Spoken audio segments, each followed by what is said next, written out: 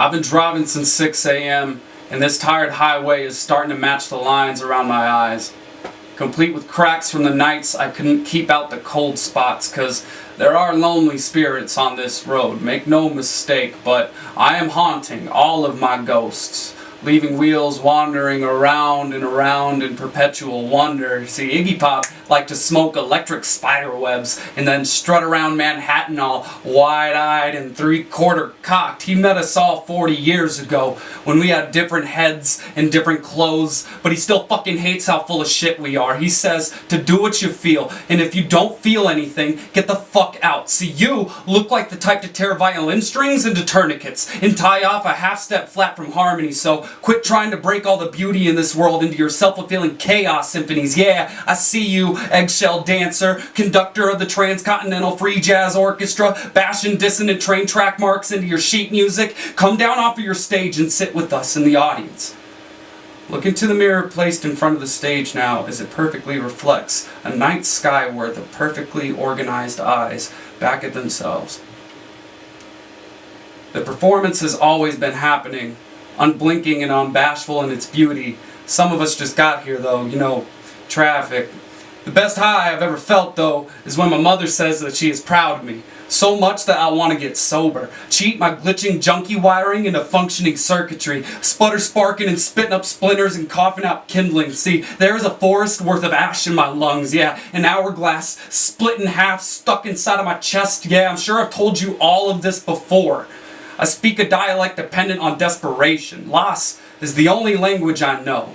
Insanity is repeating the same thing over and over and over, expecting different results. So I speak these poems as broken record ramblings to my breathing, and I'm merely babbling mantras for the sake of forsaking silence. So I go for a drive, seeking out every somewhere, searching for paintings in the sky taller than I am to remind myself just how small of a masterpiece I truly am, feeling the tug of gravity around I-70 going west down the mountain right after Eisenhower Tunnel. Y'all, this gift of flight I have found was gifted to me by my father. Along with many other slightly less helpful things I'm still learning how to handle, like drug addiction or smoky electric spider webs, but I'm handling them. So I will drive another hour until my eyes are empty of sunset and I crash like high tide into the night where there is a diner waiting for me in my mind when I am road weary and scuffling across asphalt, all tar-mouthed sinner and sweat-stained hat braided in between the knuckles. In this diner, let's call it the diner, everything is laminated. The tables, the floor, all down to the menus. My waitress has cracks in her voice that match the ones around her smile. Her lipstick reminds me of paint flaking off an old house that held a lot of love, but never had time to be loved itself. The diner is empty of everything except tired people trying to stay awake. The coffee pot is treated as Holy Communion, and all these sinners need some roasted redemption with these French fries because that dark highway is calling all of us, but we aren't quite ready for the check yet.